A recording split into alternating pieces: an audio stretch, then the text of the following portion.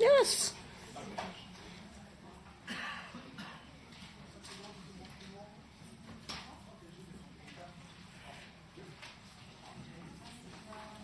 Bonjour et bienvenue. Good morning and welcome to this pre-session briefing. The session will be held in Strasbourg next week from Monday the 12th to Thursday the 15th. Well, you'll have the destruction of the dam in Nova Kakhovka and the issues of reconstruction and rescue in Ukraine. And then we've also got the AI Act, abusive use of spyware in Europe, recycling of battery waste. There's preparation for the next European Council summit, the new electoral law and the rule of law in Poland. But before we get down to the details of this plenary, I could mention that there's the 11th debate on the This is Europe series with the Cypriot President Christos Doulidis.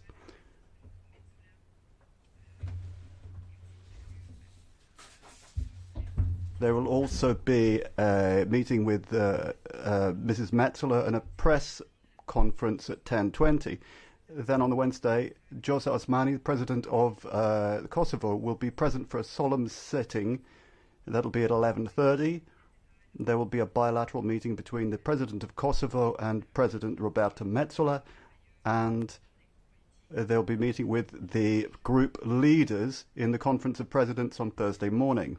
Be marking the World Day Against Child Labour at the start of the plenary, so Monday at 5. Mardi matin, le Parlement débattra des derniers développements. Then we'll be debating the recent developments in Ukraine on Tuesday morning, including efforts to reconstruct the country in a sustainable manner. We'll be talking about the recent attack on the dam at Nova Kakhovka and the destruction caused by the massive flooding and the displacement of thousands of people in an area that is occupied by Russia. Members will also express their views on how to sustainably rebuild Ukraine and involve it in the Euro-Atlantic community. That's a resolution that will be voted on Thursday. Another important moment in this session is on Wednesday, when the Parliament will be adopting its negotiating position on the new rules to guarantee ethical use of artificial intelligence. That's to say, limiting the risks linked to its use. These will be the first horizontal rules in the world providing a framework for the use of artificial intelligence, ensuring that European values are observed. Final human control, for example, respect for privacy and non-discrimination. These rules should set obligations for providers and users. It's a risk-based approach. So, depending on the risks linked to each type of artificial intelligence. For example, members should be supporting a ban on distance biometric identification, predictive policing, and emotion recognition systems. We also want to ensure that copyright is respected in generative AI systems like ChatGPT. So we want to ensure development of the AI sector while ensuring protection of citizens. Mr. Benefei and Tudorache will be having a press conference on Wednesday at 2 o'clock. The vote on Thursday, Parliament will present its proposal following the final report of the PEGA committee. So it was the Committee of Inquiry in the use of Pegasus and equivalent spyware surveillance softwares. The Committee of Inquiry expressed concern about the impact of the misuse of spyware on democracy, civil society and the media in several of our EU member states. There will be a press conference. It will take place on Wednesday at 11 with the chair of the committee, Jeroen Leenaerts, and the rapporteur, Mrs. In 't Veld. Un autre sujet peut-être à vous. Another item that I could flag up for you is new rules on improving the recycling of battery waste. Let's say we all use batteries in our everyday lives. We want to ensure that batteries are high performance but also sustainable. Debate on Tuesday and the vote will be just after the debate. The whole idea is to update the rules on the design, production and waste management of batteries across the European Union. The vote will be Wednesday. Sorry about that. Debate Tuesday, vote Wednesday. On Wednesday morning, there will be two important debates. First of all, there will be a debate with the President of the Commission, von der Leyen, as to the priorities for the Council summit at the end of June. The heads of state and government will be discussing the situation in Ukraine, but also economic and budgetary questions, migration issues, and the relationships with third countries. The other issue on Wednesday morning that will be discussed is the reform of the Polish electoral law, which has been condemned by the opposition, because this reform will enter into force before the elections that will take place in the autumn. The Court of Justice of the European Union has confirmed that the disciplinary chamber that's been set up in Poland violates European law, which is the position that the Parliament has reiterated on a number of occasions. Now there's a new state committee for examining Russian interference, which was set up in May 2023, and that's raised a number of issues as to conformity with European law. A resolution will be prepared by the groups. It will be voted on in the July session. Giving the floor to the political groups, I want to highlight some elements from the committee's work next week. There will be a number of parliamentary committee votes that are worth mentioning. First, a vote in the Environment Committee on the Nature Restoration Regulation that introduces binding European targets for restoring Europe's damaged ecosystems by 2050.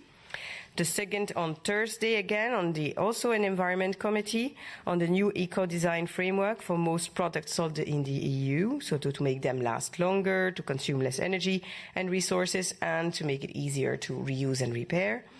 And a third one on Monday, the Special Committee on the lessons learned from the COVID-19 pandemic will vote on its final recommendations to the EU to pave the way for preventing possible other pandemics. So I'll leave it there, and I give the floor to the EPP. Pedro, if you want to join me.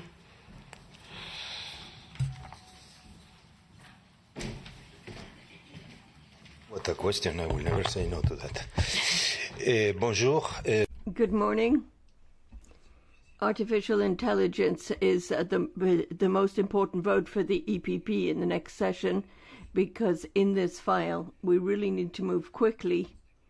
The technological advances are moving much quicker than the political views, and so we need to have very clear legislation so that we can avoid ending up with technology which is out of control and not helpful. What if you use artificial intelligence to ask what the main points are, and it sends you a photo of me instead of Delphine? Imagine how surprised you'd be. So to avoid such tragic errors, we need to move quickly and get the vote through this session and implement it as quickly as possible. And I also want to let you know that the president of the group will be participating in debates with the Cypriot president, and he will also be at the press conference on Tuesday as usual. And you will also note that in addition to the plenary, there will be a number of events. As Plevina said, one will be the vote on Thursday on this proposal on nature restoration. That's an initiative by Commissioner Timmermans. And then on Wednesday at 2 o'clock, and I think there... Roberto Metsola will be present to commemorate the anniversary of the massive deportations which were organized by the Soviet regime since 1941. And I think it is important that finally, after a great deal of insistence by members of the EPP, the European Parliament will be having a formal event to commemorate these victims of the communist regime. It's particularly important at the moment when there are governments in a government which are abolishing the day commemorating the victims of communism. So I do think it's important that we have that. Thank you. If you have any questions, I'd be happy to answer them later. Merci beaucoup, Pedro. Thank you, Pedro. Ute for S&D.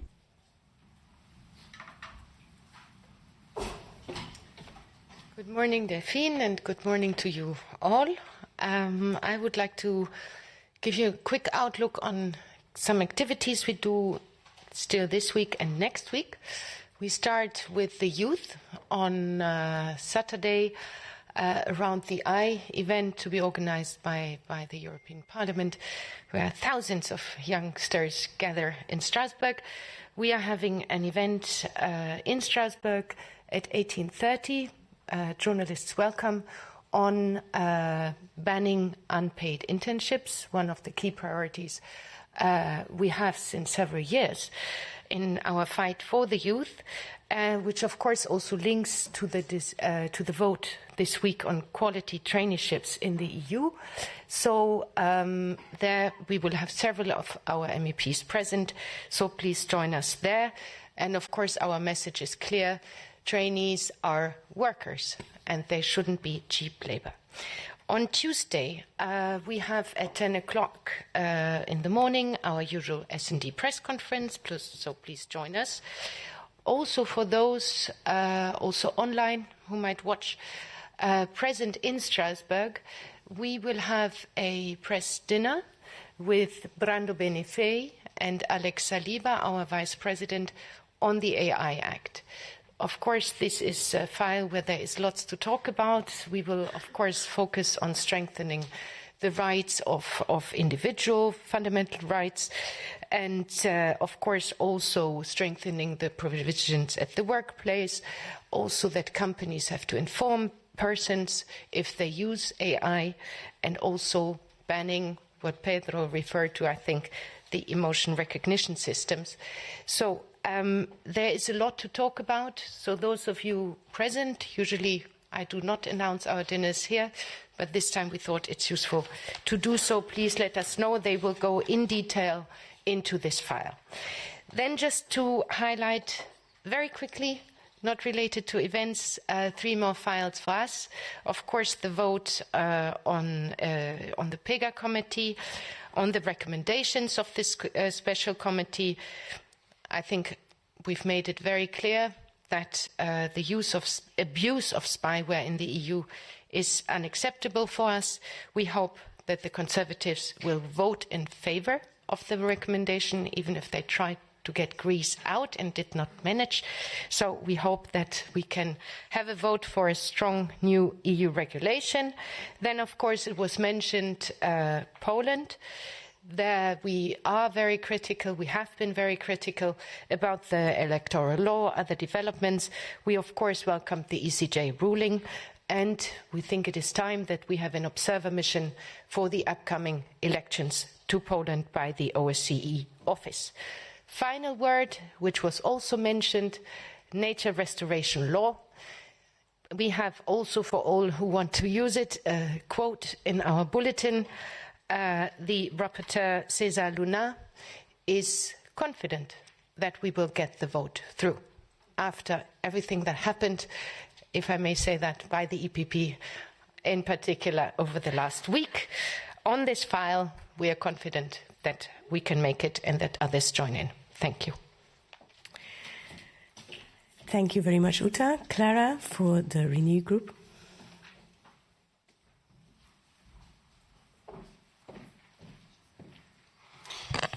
Merci beaucoup. Thank you very much, Delphine. Thank you, everyone, for being here.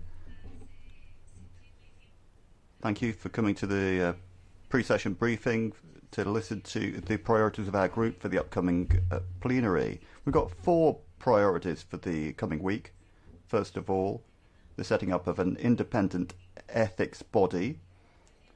Secondly, the situation of the rule of law in Poland. Thirdly, the AI Act. And fourthly, the debate on abusive use of Pegasus spyware. Establishment of an EU ethics body. This is a debate taking place on Tuesday. Yesterday, we all heard the proposal of the European Commission on the creation of this body. Unfortunately, as expected, its proposal is very weak. Its proposal is insufficient for us. So we are very clear. We won't support it because we think that Europe and its citizens deserve better than this. To give you some context from our group, we have been asking since 2019, so for 4 years already, for an independent EU ethics body with a strong investigative and real sanctioning powers. And then we had the Qatargate scandal 7 months ago already, and now the Commission came a bit late and with a very weak proposal, and as if nothing had happened. So we think that it is key to take measures to regain citizens' trust in our institutions, and this is why we think the proposal of the Commission is not enough, and this is what we will say in the plenary session next week.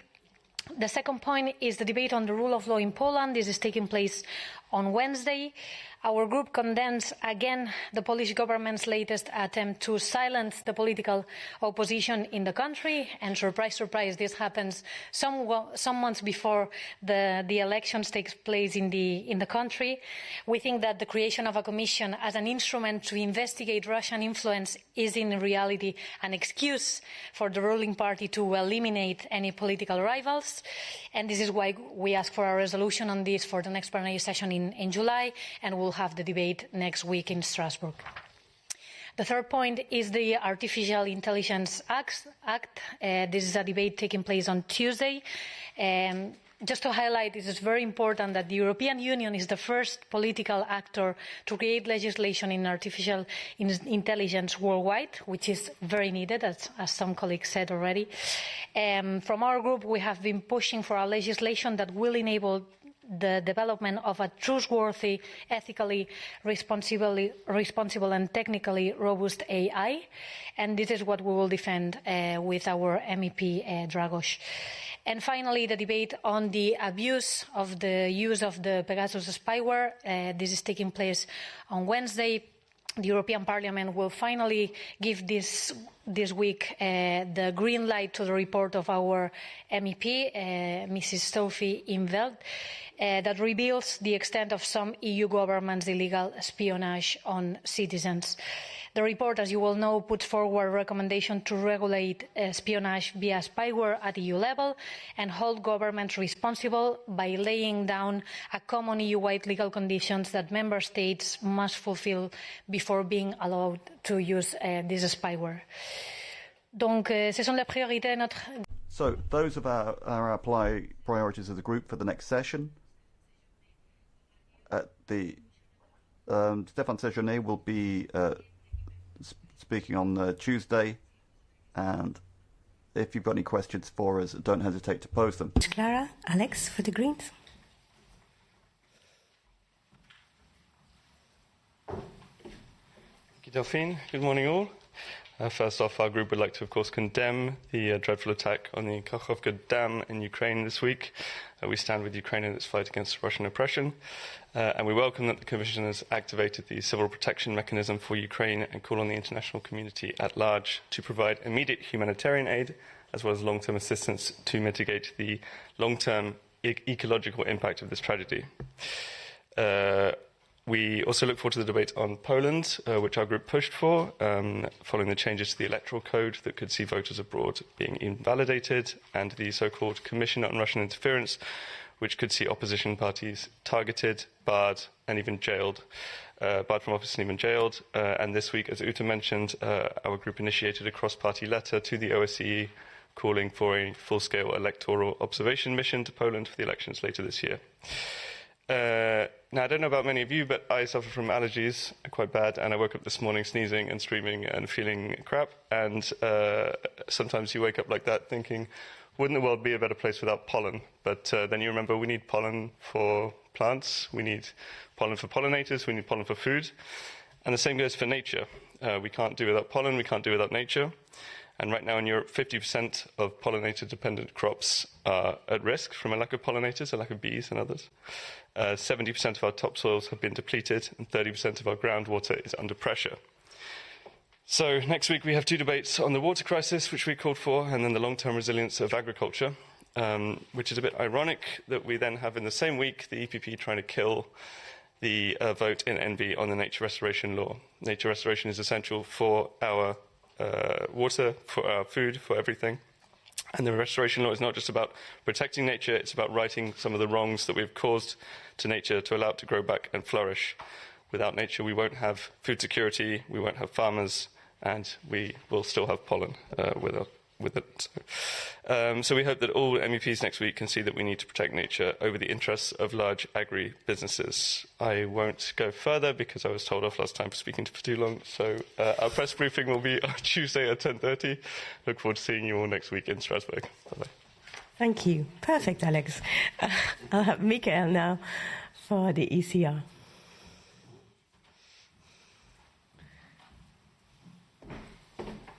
Good morning, Delphine. Good morning, everyone. Please let me briefly highlight some issues for the ECR group, 3 on the plenary agenda and 2 in committees. First, we hope that the whole House will strongly condemn Russian belligerence in the debate on Ukraine. We are adamant that by destroying the critical infrastructure of Novakachovka, Russia has shown yet again that it is truly worthy of its label as a terrorist state, and that these actions constitute war crimes. For the ECR group, I can only repeat again and again, it is 100% clear that Ukraine must defeat Russia and be given the means to do so. The EU should also do all it can to rebuild the country and support it in joining NATO to better secure Europe against future Russian aggression. Secondly, now for something more positive, we are a little proud that we could contribute to the groundbreaking first set of artificial intelligence rules.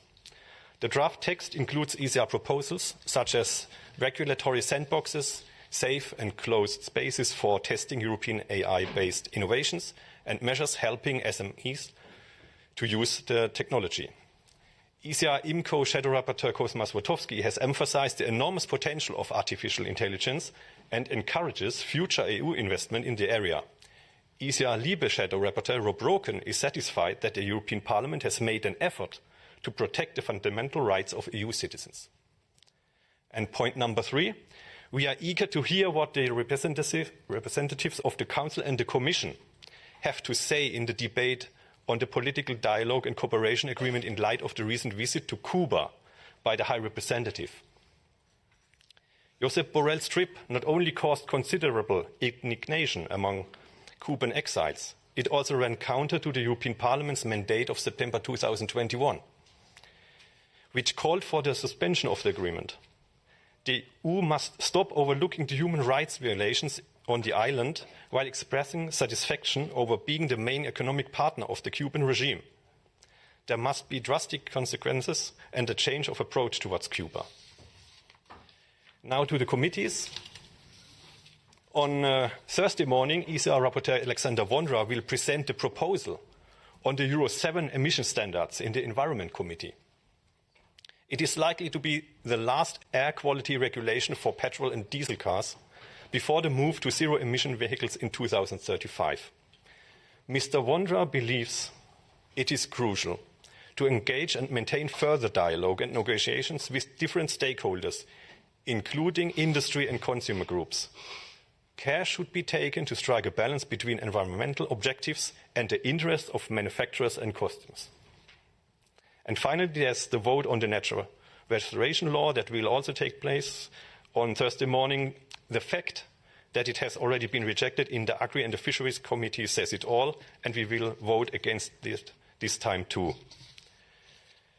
The proposal fails to properly take account of Europe's social economic needs, especially regarding European farmers whose livelihoods and the essential service of food production that they carry out are neglected. The law's targets are too rigid, the scope of the law is too far-reaching, and it impacts private property rights. In view of the war in Ukraine, now is not the time for further obstacles to agricultural production. So far for this, and all that remains for me is to say that in the key debates on Wednesday, our co-president Nicola Procaccini will speak on the priorities of the June Council, followed by co-chairman Professor Legutko, who will then take the floor in the debate on Poland. And that's all from my side. Thank you very much, and have a good weekend. Thank you very much, Michael. I don't see Tobias for the ID group, so if you want to hear their priorities, they probably have a leaflet also available at the back of the room, or you can reach them also. And I'll go to Sonia for the left.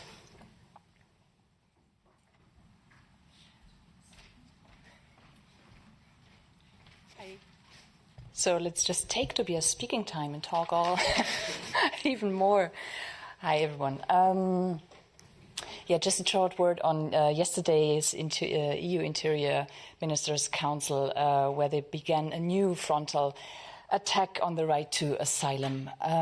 This deal reinforces past failures. It succumbs to far-right extremists, and it aims to erode the last remaining safeguards for fundamental rights. In other words, this deal on migration and asylum is a shame. It's a package of human rights violations put together in a document, and the left will fight it. Rest assured, we certainly do not have a tissue for the crocodile tears of those whose parties are involved in this deal. Now for the session, the Artificial Intelligence Act.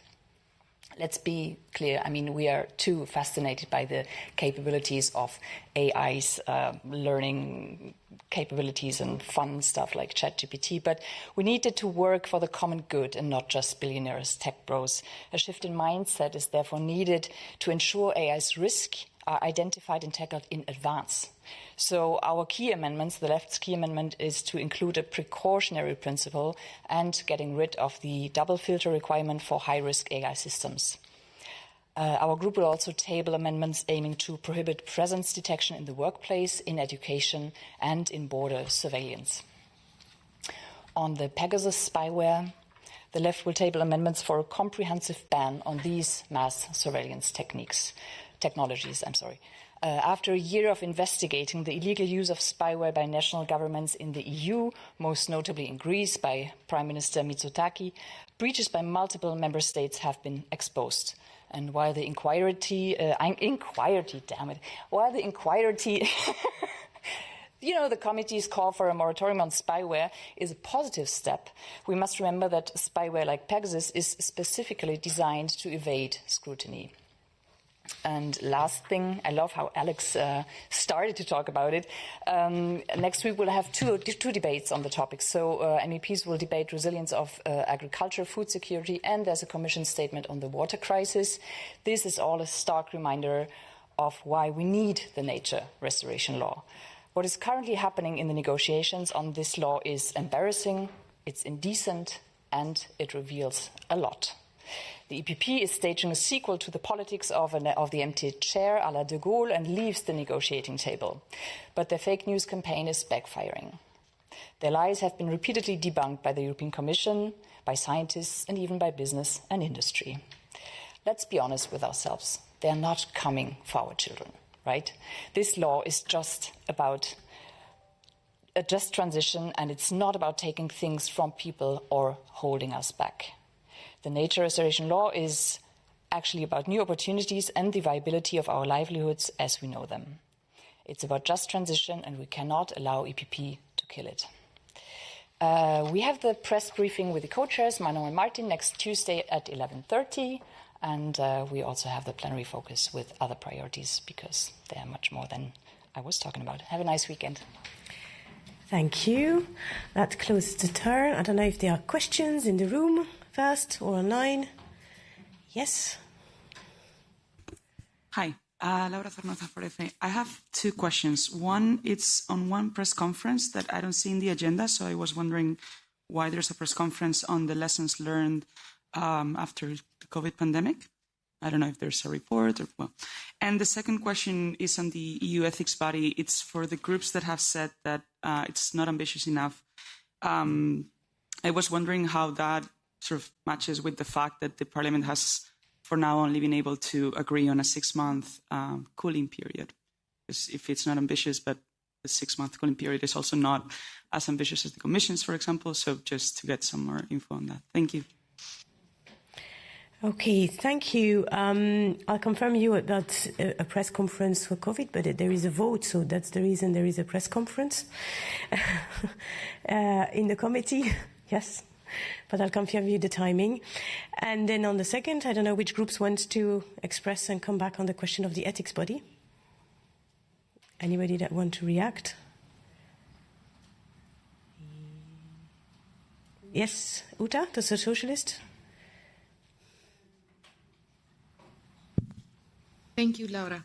Maybe just also, as I didn't speak on this, we also have a line on this in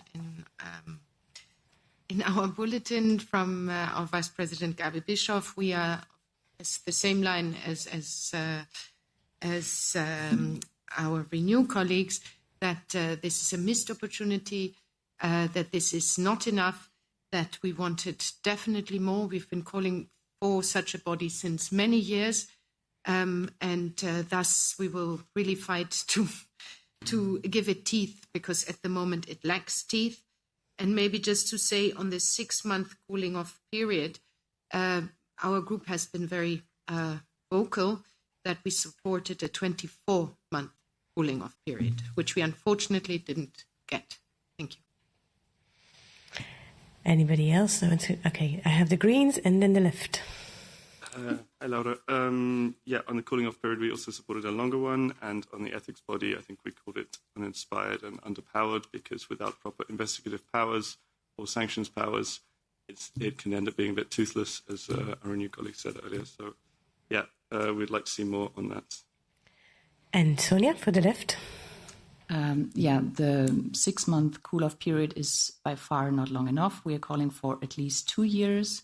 And we like the expression, the mountain labored and brought forth a mouse. We are actually collecting expressions in different languages on how this is not ambitious at all. Renew? Just to add, because our position is very, very clear, and we have been asking for this body for 4 years already. What we want to say is that the Commission came with a very insufficient proposal, very weak, from the European Parliament. We are working on the 14 points presented by the president of the institution. So this is not done yet. But in any case, we think that the proposal of the Commission is a mere standard setter, and we think that we have to be much more ambitious. And Pedro for the EPP. Thank you, Delphine. Laura, concerning the proposal, I will send you the press release that our MEP Sven Simon did yesterday, saying that the proposal can be much ameliorated. In any case, for the EPP, what is clear is that we will not want to resuscitate the Spanish Inquisition, as some groups would like to do. Appoint then their people there to become again the new Torquemadas. In any case, we are ready to discuss on the detail. Regarding the cooling off period, I think it's okay. We have a decision of the Bureau, but I think this is a fake debate, to tell you the truth. And I think one of the tasks that this ethic body should address immediately is the question of the secondary jobs of certain politicians, that they are playing the politician and doing a secondary job. And this is much more important to address than the cooling off period. Thank you. Thank you very much. I just want to recall that there was a resolution with the position of the Parliament in September 2021 on the ethics body already, calling for an ethics body to the Commission, and a recall of this position was also in a resolution in February 2023. So that was clearly setting the priorities of the institution in this regard. And as you know, on the implementation of the transparency measure and the 14 points established by the President and endorsed by the Conference of Presidents, the work is ongoing. There are still debates going on next week in the Bureau, and there's work ongoing in AFCO. So a large part has already been secured. The next is still to expect it by the summer. And for next steps, as you know, there is the INGE 2 reports of Mrs. Loiseau and Mr. Bilshik that will be voted in plenary in July, and that is also suggesting next steps to reinforce transparency and accountability in the House. Other questions from other journalists in the room or online? Yes, Eddie? Thank you. For Renew, I'd like to know your position on what was agreed yesterday with the Migration and Asylum Pact. This move to basically have reception centres at the EU's borders where requests for asylum will be processed. What does the Renew group think about that? Thanks. Clara? Yeah, thank you very much for your question. We think that these are very good news, that finally the Council reached a deal on two important pillars of the Asylum and Migration Pact. As you well know, we defend a position defending responsibility but also solidarity. And now, as you know, the next step is to find a final agreement between the Member States and the Parliament. So we celebrate this agreement yesterday. Okay. Any other questions to anybody? If it's not the case, there is much more on the agenda of the plenary, as you see, very varied topics. So I ask you to have a look maybe at the newsletter that is also published online. And as you know, you can meet all the different groups for the different press briefings next week in Strasbourg. So see you all in Strasbourg. Have a good weekend.